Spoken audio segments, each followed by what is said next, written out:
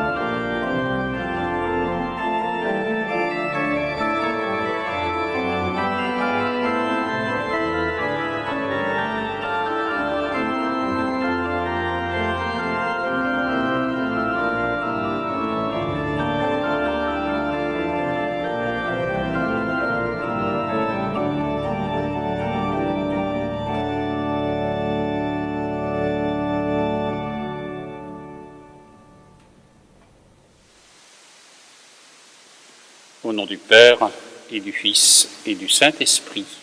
Amen. Frères et sœurs, bienvenue dans cette célébration que nous avons à l'occasion de ce dimanche, appelé aussi le dimanche des disciples d'Emmaüs, puisque l'Évangile nous relate ainsi leur chemin de Jérusalem vers Emmaüs avec la reconnaissance du Seigneur. Ils sont en quelque sorte en pèlerinage. Et je dirais que cet évangile que nous entendrons est l'occasion pour nous de nous redire que nous sommes aussi en pèlerinage, que nous sommes aussi en route, sur un chemin, et avec le Seigneur qui fait route. Peut-être ne le reconnaissons-nous pas, mais il est au milieu de nous. Alors je vous invite à le reconnaître le Seigneur au milieu de nous. Alors c'est vrai qu'il se donnera à reconnaître à travers sa parole, nous entendrons sa parole, à travers la fraction du pain, mais aussi à travers les prières que nous partagerons à travers cette célébration. Et remarquez que l'évangile des disciples d'Emmaüs pourrait être une Eucharistie. Nous venons avec ce que nous avons dans le cœur, ce que nous portons. Ils sont déçus, les disciples d'Emmaüs, parce qu'ils avaient espéré que le Seigneur ne serait pas crucifié et que ce serait lui qui libérerait Israël, une certaine vision du Messie, mais ils sont déçus. Et puis alors de se mettre à l'écoute d'une parole, comme nous le ferons. Et puis l'Eucharistie, la fraction du pain. Alors oui, nous sommes en pèlerinage, que nous puissions reconnaître cela au milieu de nous, le Seigneur au milieu de nous, et je vous invite à entrer dans cette célébration par la prière. Prions ensemble. Garde à ton peuple sa joie, Seigneur, toi qui refais ses forces et sa jeunesse. Tu nous as rendu la dignité de fils de Dieu, affermis-nous dans l'espérance de la résurrection.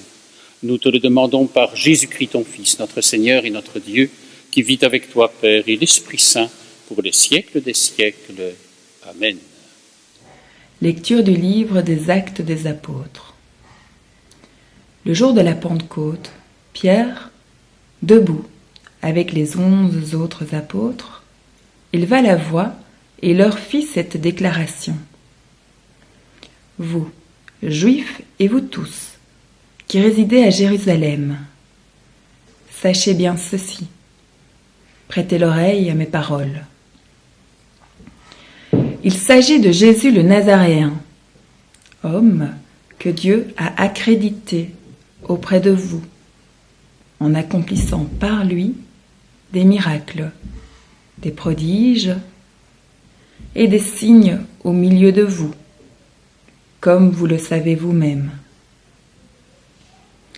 Cet homme, livré selon le dessein bien arrêté et la prescience de Dieu, vous l'avez supprimé en le clouant sur le bois par des impies. Mais Dieu l'a ressuscité en le délivrant de la douleur de la mort, car il n'était pas possible qu'elle le retienne en son pouvoir. En effet, c'est de lui que parle David dans le psaume. je voyais le Seigneur devant moi sans relâche. Il est à ma droite, je suis inébranlable. C'est pourquoi mon cœur est en fête et ma langue exulte de joie. Ma chair elle-même reposera dans l'espérance. Tu ne peux m'abandonner au séjour des morts, ni laisser ton fidèle voir la corruption. Tu m'as appris des chemins de vie, et tu me rempliras d'allégresse par ta présence. Frères, il est permis de vous dire avec assurance au sujet du patriarche David qu'il est mort, qu'il a été enseveli, et que son tombeau est encore aujourd'hui chez nous. Comme il était prophète, il savait que Dieu lui avait juré de faire asseoir sur son trône un homme issu de lui. Il a vu d'avance la résurrection du Christ, dont il a parlé ainsi. Il n'a pas été abandonné à la mort, et sa chair n'a pas vu la corruption. Ce Jésus, Dieu l'a ressuscité. Nous tous, nous en sommes témoins. Élevé par la droite de Dieu, il a reçu du Père l'Esprit Saint qui était promis. Et il l'a répandu sur nous, ainsi que vous le voyez et l'entendez. Parole du Seigneur.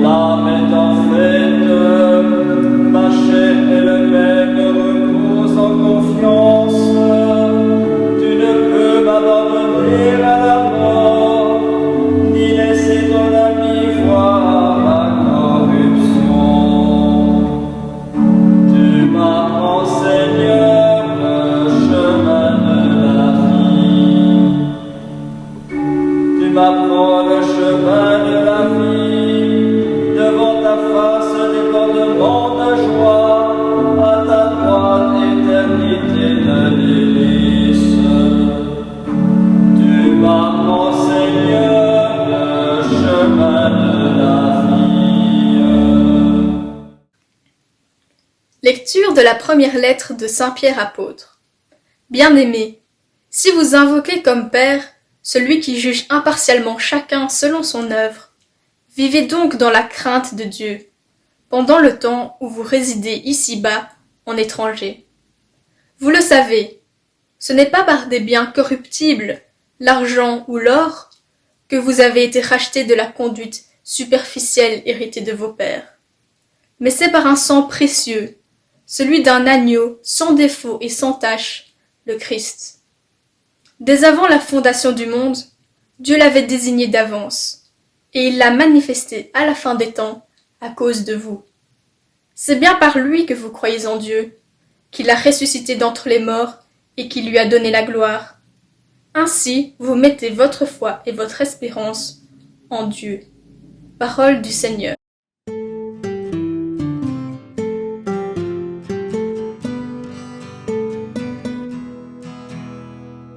Amen.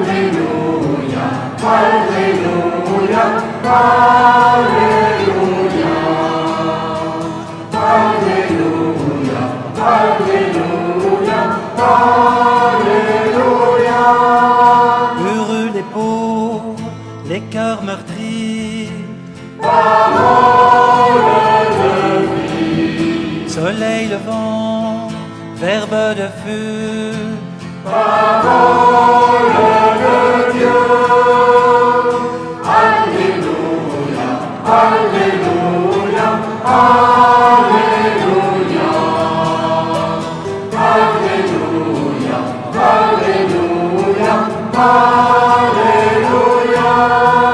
Veilleur du jour, Dieu dans la brise. Soleil levant, verbe de feu.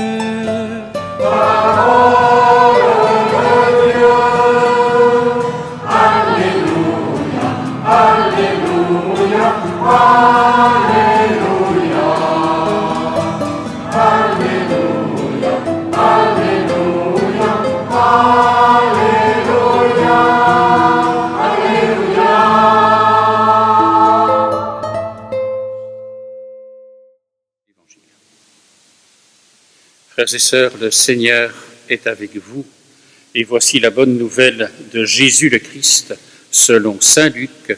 Gloire à toi, Seigneur. Le même jour, c'est-à-dire le premier jour de la semaine, 2 disciples faisaient route vers un village appelé Emmaüs, à 2 heures de marche de Jérusalem, et ils parlaient entre eux de tout ce qui s'était passé. Or, tandis qu'ils s'entretenaient et s'interrogeaient, Jésus lui-même s'approcha, et il marchait avec eux.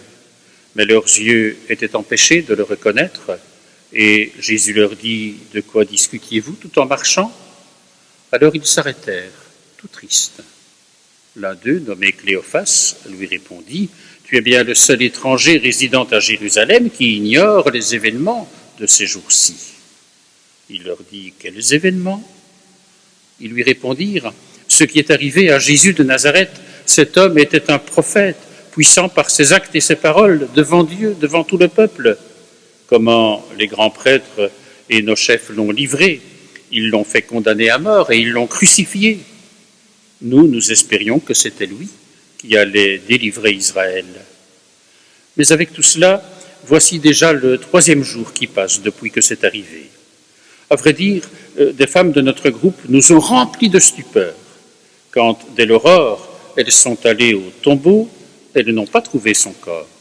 Elles sont venues nous dire qu'elles avaient même eu une vision des anges qui disaient qu'il est vivant. Quelques-uns de nos compagnons sont allés au tombeau et ils ont trouvé les choses comme les femmes l'avaient dit.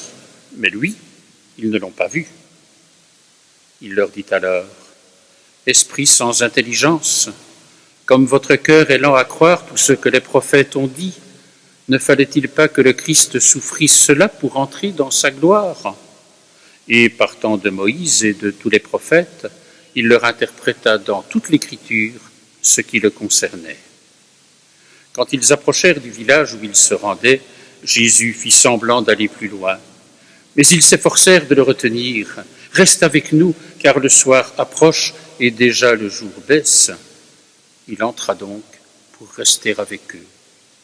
Quand il fut à table avec eux, ayant pris le pain, il prononça la bénédiction, et l'ayant rompu, il le leur donna.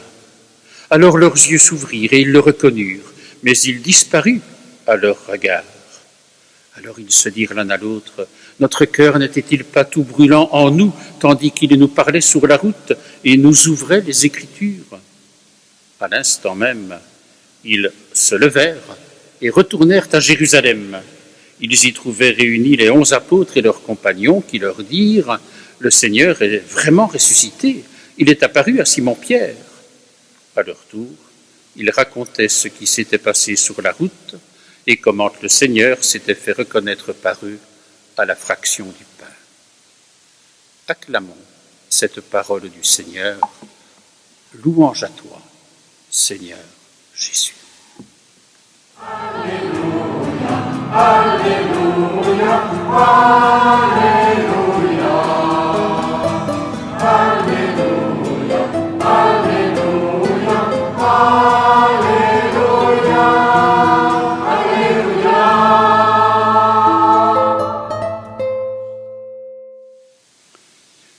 frères et sœurs, 2 disciples faisaient route. C'est un petit peu chacune et chacun de nous.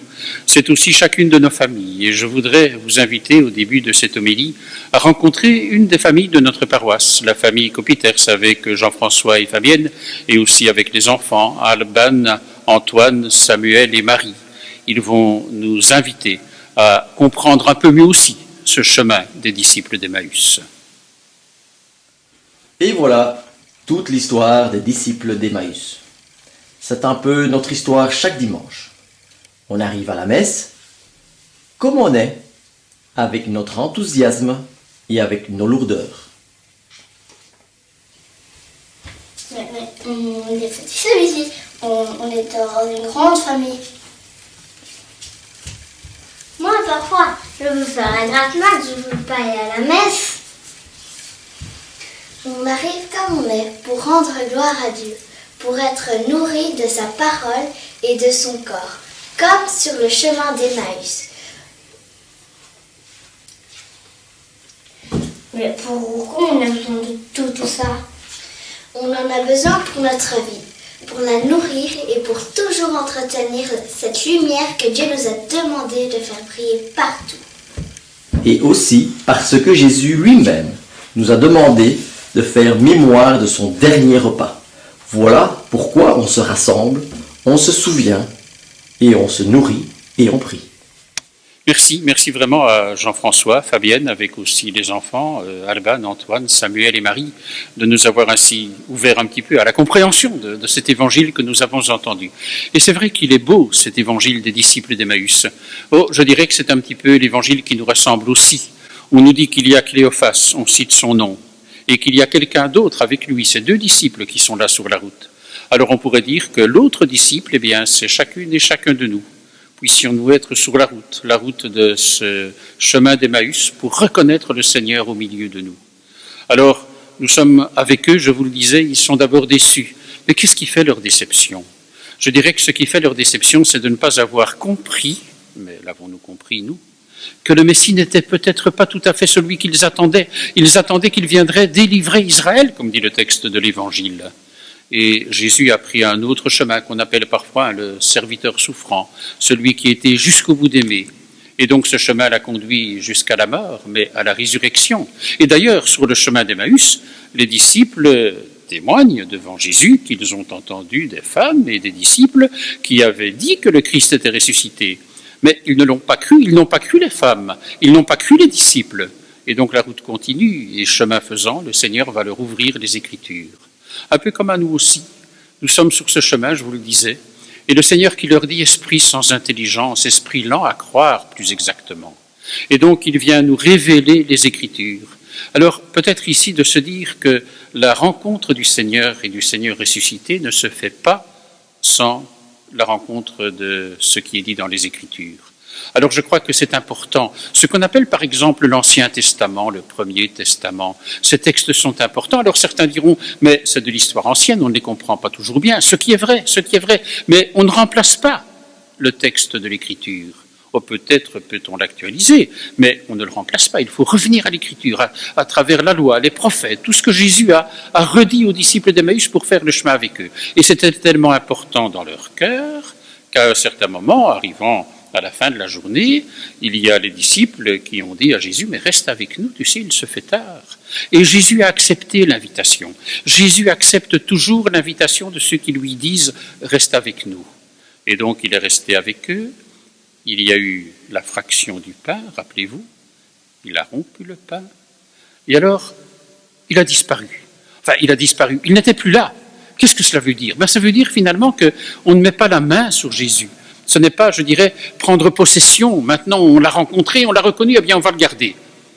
Il faut toujours faire la route, un petit peu une façon de nous dire, il faut continuer le chemin et le reconnaître. Mais les disciples diront, notre cœur n'était-il pas tout brûlant tandis qu'il nous parlait et qu'il nous révélait les Écritures? La brûlure du cœur, ça je crois que c'est important. À la fraction du pain, ils le reconnurent. Et alors, ils deviennent missionnaires. Mais ça nous dit aussi qu'être missionnaire, selon l'Évangile, c'est être habité par une joie profonde. C'est parce qu'ils ont le cœur brûlant de cette rencontre du Seigneur qu'ils peuvent faire alors le chemin qui les conduit vers les autres. Y avez-vous remarqué aussi? Il faisait la route qui va, nous a dit le texte, entre Jérusalem et Emmaüs, 2 heures de marche. Mais Emmaüs, pour aller là-bas, il faut tourner le dos à Jérusalem, considérée comme la ville sainte, le lieu de la rencontre avec Dieu. Il tournait le dos à la rencontre de Dieu quelque part. Et puis maintenant, ils font le chemin inverse. C'est ce qu'on appelle la conversion. Ils repartent vers Jérusalem. Et c'est là qu'ils vont vivre la rencontre.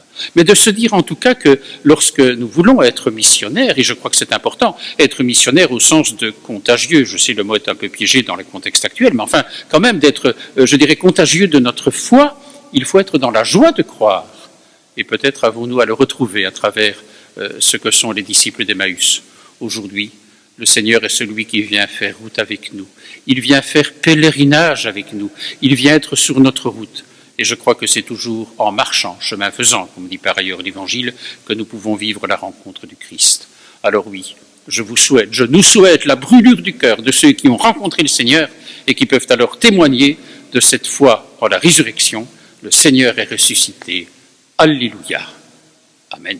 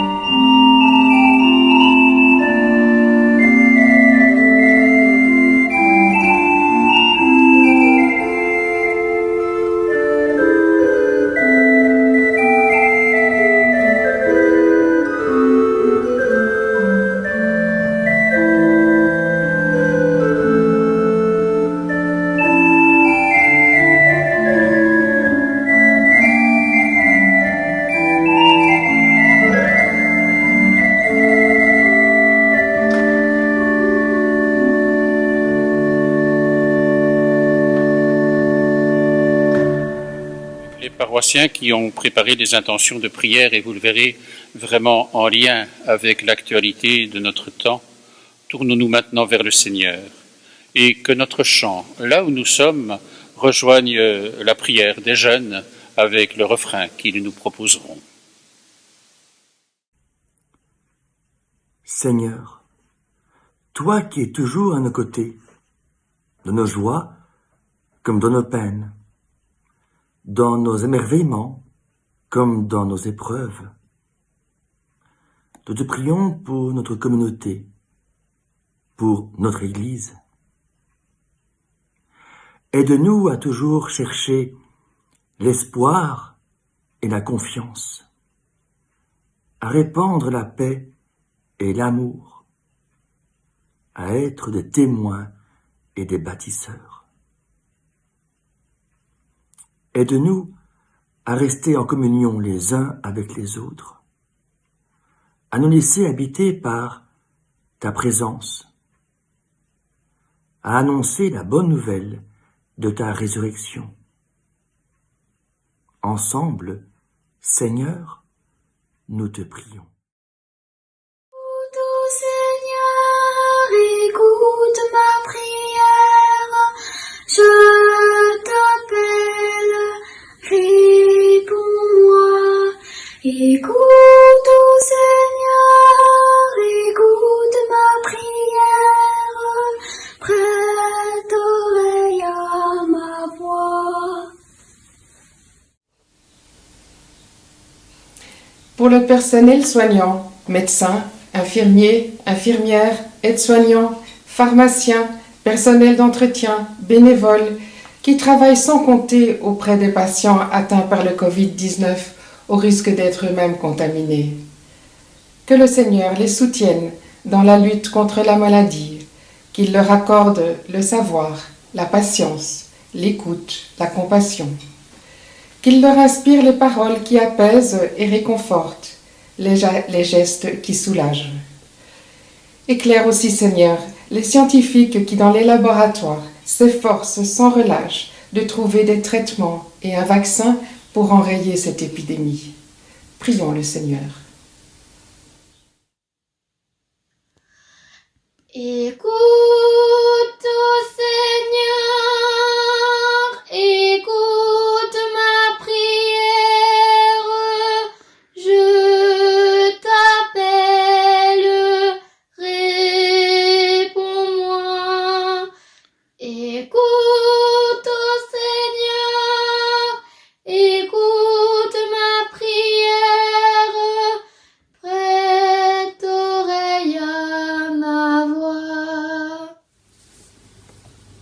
Comme beaucoup d'entre nous, nous avons connu ces dernières semaines des moments difficiles.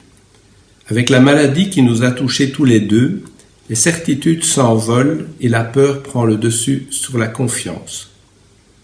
D'autres ont été touchés bien plus fort que nous et sont encore malades aujourd'hui. Seigneur, nous voulons te prier pour tous les malades qui perdent leurs repères et vivent dans l'isolement et la souffrance. Aide-les à garder confiance. Seigneur, nous voulons également te remercier pour tous ceux qui guérissent et redécouvrent l'essentiel dans les choses simples de la vie.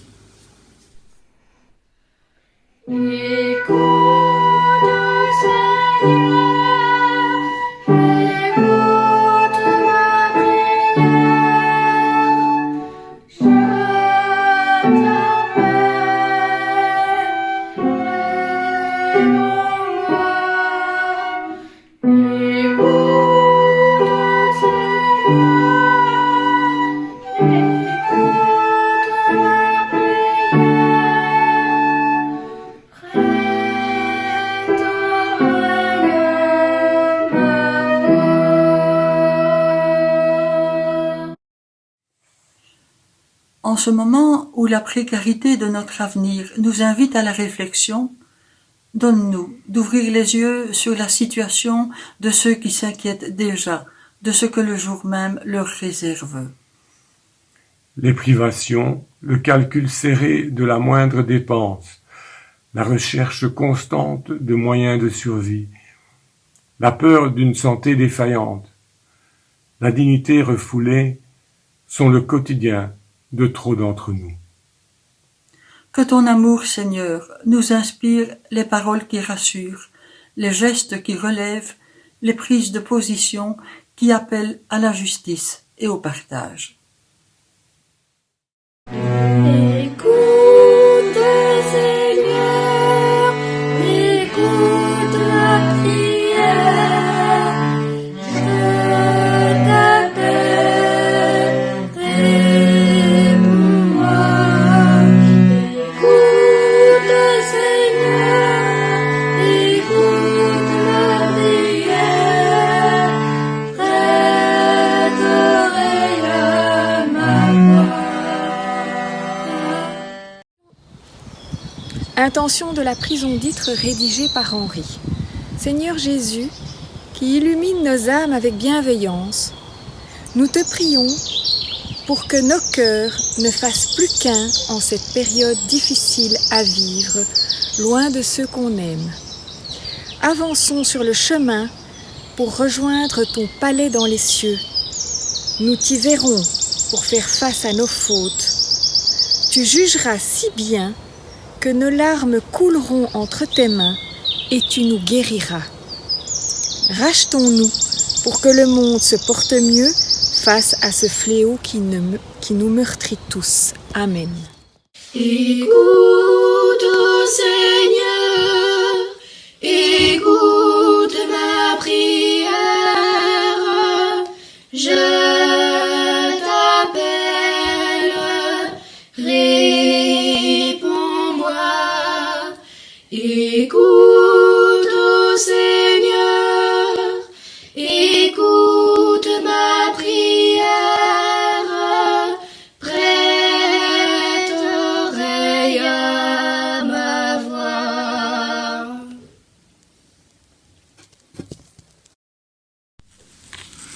Signore, in questa pandemia la nostra comunità italiana soffre particolarmente la lontananza dalle proprie famiglie, dagli amici. Condividiamo da lontano dolore e preoccupazioni e in certi casi anche lutti. Ti preghiamo, Signore, che termini presto. Ti preghiamo per tutti coloro che stanno vivendo questo isolamento con particolare sofferenza e difficoltà. Dacci la forza, una volta terminata questa pandemia, di ricominciare insieme, più che mai solidali, senza dimenticare i più fragili. Seigneur, dans cette période pandémique, notre communauté italienne souffre en particulier la séparation de leur famille, des amis. Nous partageons les douleurs et les inquiétudes des loin, parfois même les deuils. Nous te prions, Seigneur, que tout ça finisse vite. Nous te prions, Seigneur, pour tous ceux qui vivent ces confinements, cette solitude, avec des souffrances et des difficultés particulières. Donne-nous la force, une fois terminée cette pandémie, de recommencer ensemble, plus que jamais solidaires, sans oublier les plus fragiles.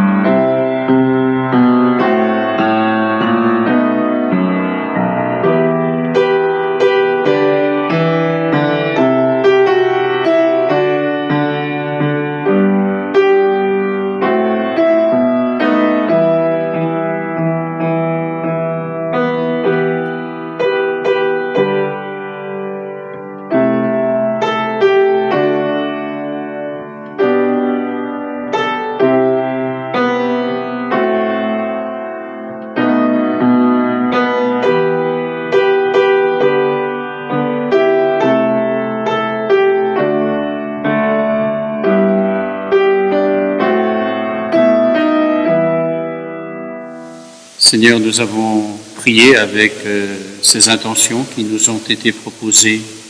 Accueille nos prières, accueille aussi toutes celles qui sont dans notre cœur. Et nous te prions aussi.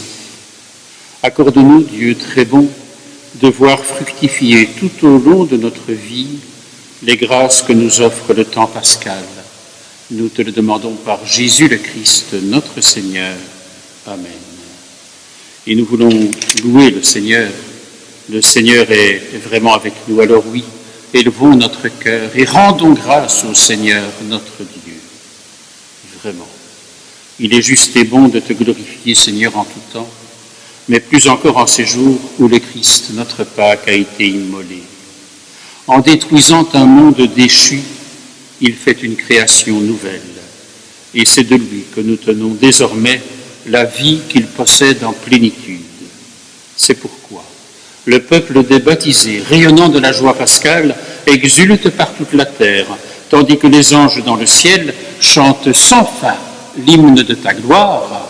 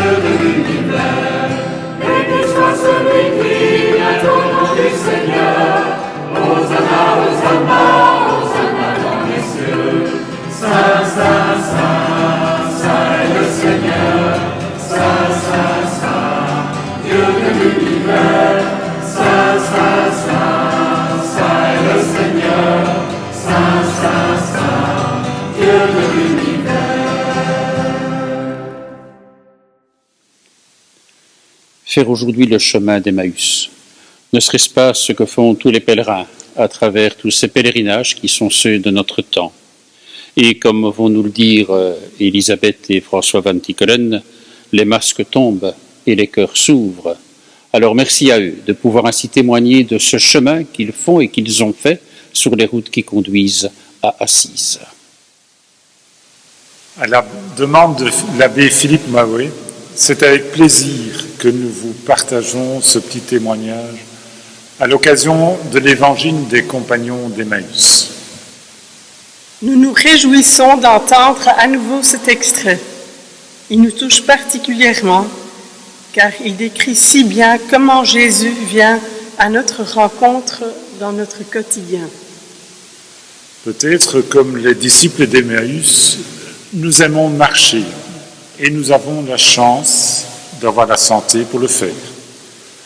Depuis quelques années, la famille franciscaine nous invite à participer à un pèlerinage vers Assise. Des itinéraires d'une 8aine de jours devraient nous y mener. C'est au départ, à chaque fois, une démarche, une décision de prendre du temps, de marcher avec des personnes que nous ne connaissons peut-être pas encore, vers des horizons à découvrir. C'est d'une certaine manière, une façon de lâcher prise par rapport à notre quotidien, de se dépouiller de l'accessoire et permettre d'aller vers l'essentiel. En chemin, nous sommes seuls ou accompagnés et nous nous ouvrons à la rencontre de l'autre. À l'image des compagnons d'Emmaüs, nous échangeons et au fur et à mesure que nous avançons, chacun se livre.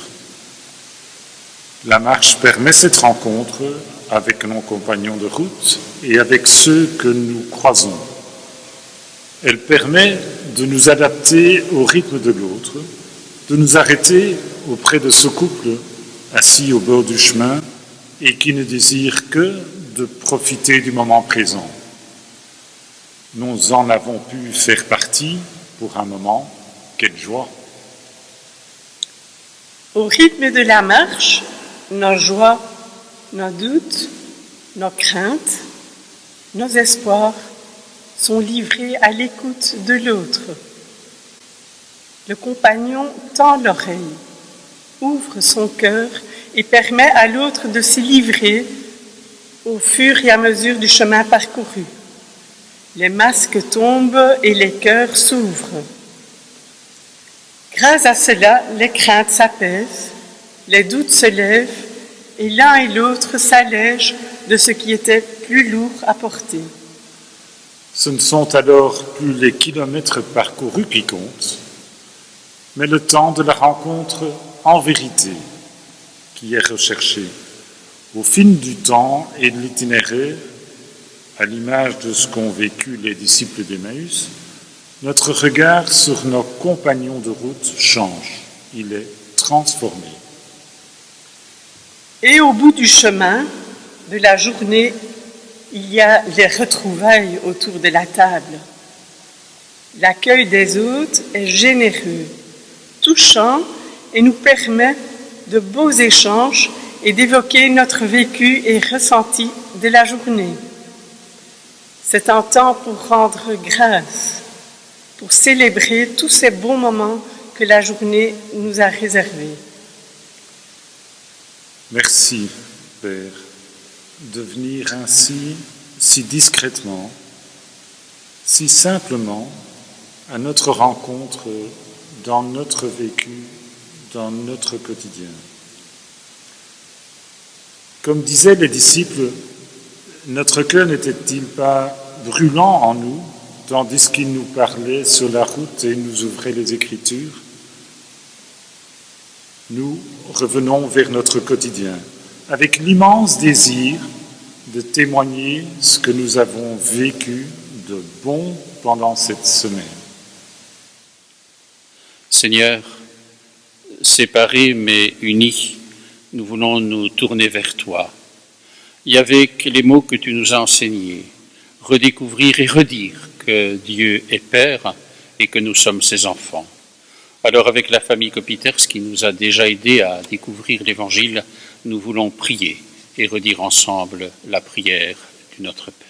Notre Père qui es aux cieux, que ton nom soit sanctifié, que ton règne vienne, que ta volonté soit faite sur la terre comme au ciel. Donne-nous aujourd'hui notre pain de ce jour. Pardonne-nous nos offenses, comme nous pardonnons aussi à ceux qui nous ont offensés.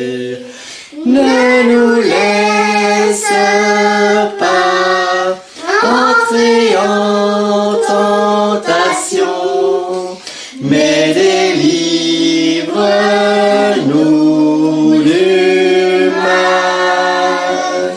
Car c'est à toi qu'appartiennent le règne, la puissance et la gloire, pour les siècles des siècles. Amen. Au terme de cette célébration, permettez-moi d'abord de remercier tous ceux qui ont permis que nous puissions ainsi nous retrouver pour vivre ensemble ce temps de la prière, en ce troisième dimanche de Pâques. Alors, concluons justement par la prière. Donne-nous, Seigneur, de te rendre grâce toujours pour ce temps pascal que nous célébrons. Que nous puissions découvrir ton œuvre de rédemption et que ce temps pascal soit pour nous tous une source intarissable de joie. Nous te le demandons par Jésus le Christ, notre Seigneur. Amen.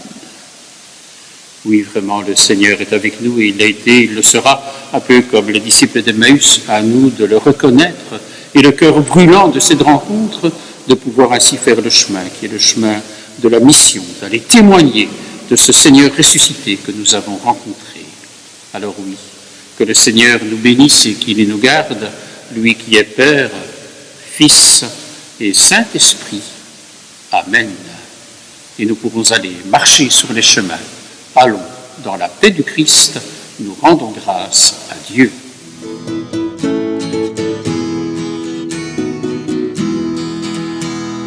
Je voudrais marcher aux côtés de mon Seigneur, sur le chemin qui mène à Dieu, rien ne pourra m'empêcher. J'irai jusqu'au bout. C'est le chemin de la joie. C'est le chemin du Seigneur. Ne voudrais-tu pas y marcher, toi aussi? Alléluia! Je voudrais marcher aux côtés de mon Seigneur, sur le chemin qui mène à Dieu. Rien ne pourra m'empêcher. J'irai jusqu'au bout. C'est le chemin de la paix. C'est le chemin du Seigneur. Ne voudrais-tu pas y marcher, toi aussi? Alléluia!